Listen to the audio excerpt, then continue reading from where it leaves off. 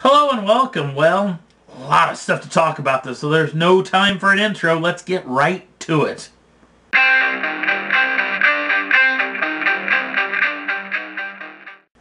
First up on the list, this is the little Dodge Dart from Dodge. Now, this thing hasn't been selling very well. A lot of people think maybe because of the name, but what maybe this thing needs a swift kick in the rear for all of us enthusiasts out there that are clamoring for that brand new SRT version. Well, the head of SRT, Ralph Gilles, actually said in an interview that one of the things he wanted to do, with the Dart that is, was make the RT mean something again. Not for 100% sure what he's meaning by this. Could quite possibly the SRT version actually just be called the RT version. Seriously doubtful, but it may just be a stepping stone to what the SRT version may be. So we'll wait and see, and we'll keep you abreast of this situation as it happens. Can't wait to see what Dodge may have up their sleeve. Next up on the list, this is the C63 AMG 507 edition. Now, what does the 507 edition have? Well, it's got a lot of parts and pieces. Obviously not the wider track and the better suspension from the Black Series, but it does have a lot of Black Series parts on it, including a little bump up to that 6.3 liter V8. Actually, it's not a 6.3 liter V8, but you do get forged pistons, connecting rods, and a lightweight crankshaft, which takes that normally aspirated V8 from 451 horsepower all the way up to the north side of 507 brake horsepower, which, huzzah, that's what 507 edition means. No real word on if this thing's going to be coming to the U.S. market or not, but I do have a nice little video of it on the Motorcars Enthusiast Facebook page if you want to check it out there.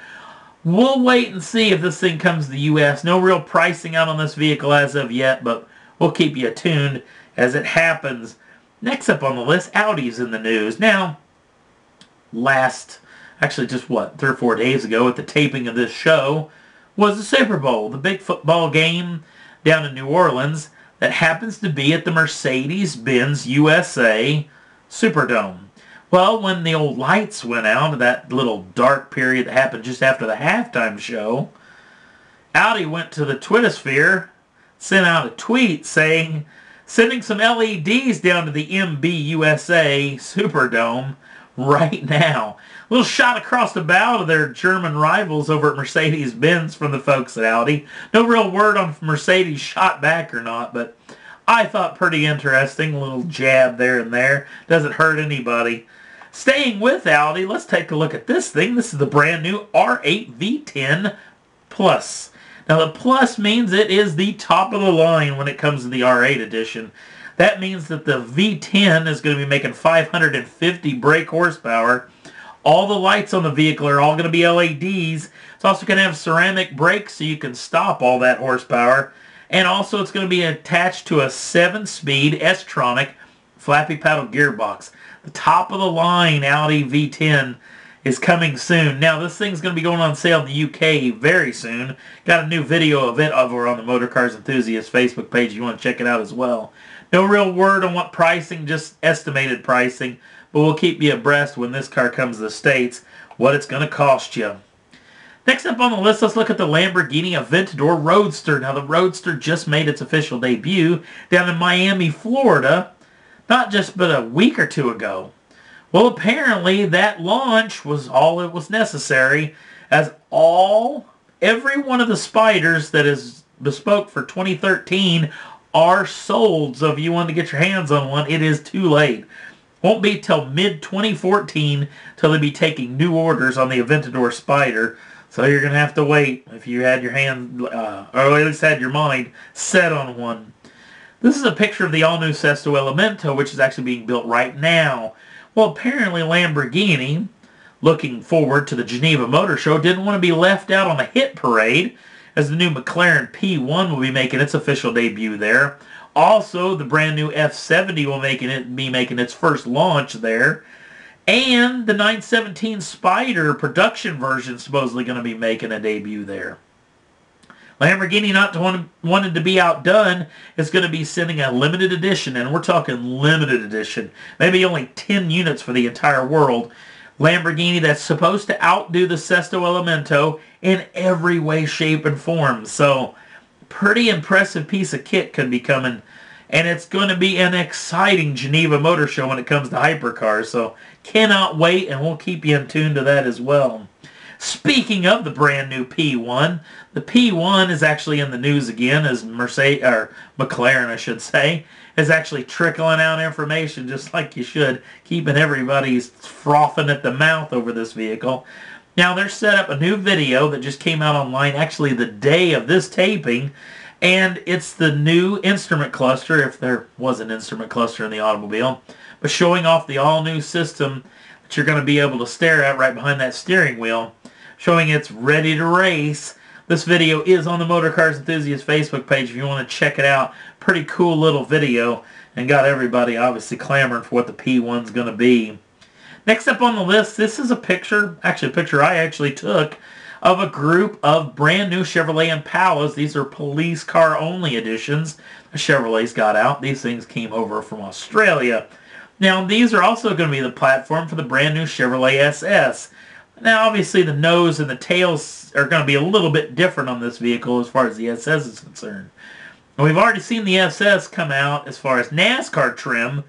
Well, right before the Daytona 500, actually February 16th, will be the official debut of the brand new Chevrolet SS.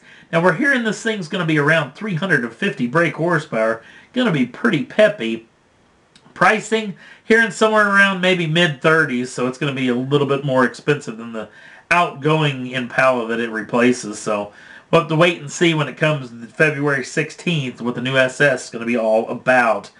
Sticking with Chevrolet, here's a picture of the brand new C6. This picture is also on the Facebook page as well, but I said C6 because that's what it's trying to do. You take your brand new C7 and you put some C6 looking parts on it. $2,800, that's not painted or installed or anything, and you can make your new C7 look like a C6, which seems weird. But I tell you what, I think the tail section actually works. I thought the rear end on the C7 was a little bit busy. This thing kind of cleans it up. And actually, I thought for the past, 30 years, the Corvettes have all had 4 round taillights in the back of it. I thought that should have stayed, but tell you what, it's a pretty interesting little setup. Front and rear fascia for the C7, if you want to make it look old again. Last up on the list, let's talk sales numbers for the month that was January of 2013. Now, we look back at the January of 2012, sales numbers were right at 910,000 units, which sounds pretty doggone impressive. And the SAR, the seasonal annual adjusted rate, back then would have been at 13.9 million for the year of 2012. We actually ended up almost 14.8 million. Well, when you look at 2013, big upgrade. We look at sales numbers actually being up 9.7%, and we actually sold 1.4 million units in the month of January, which puts the SAR, seasonal annual adjusted rate, up 9.3% at 15.2 million. Now, we haven't had a 15.2 million SAR since back 06, 07. So pretty impressive numbers. The one bright spot that could be in this faltering economy worldwide could be the automobile industry, especially in North America. And if you want to, you can hit us up on the Facebook page. You can like us over there and check us out, all the junk we got going on over there. Also, you can subscribe to the channel anytime you want. Get latest new videos as they come out. And that's all there was that I thought was worth talking about for this week's Motor Cars Enthusiast. Thanks for watching, and we'll see you again real soon.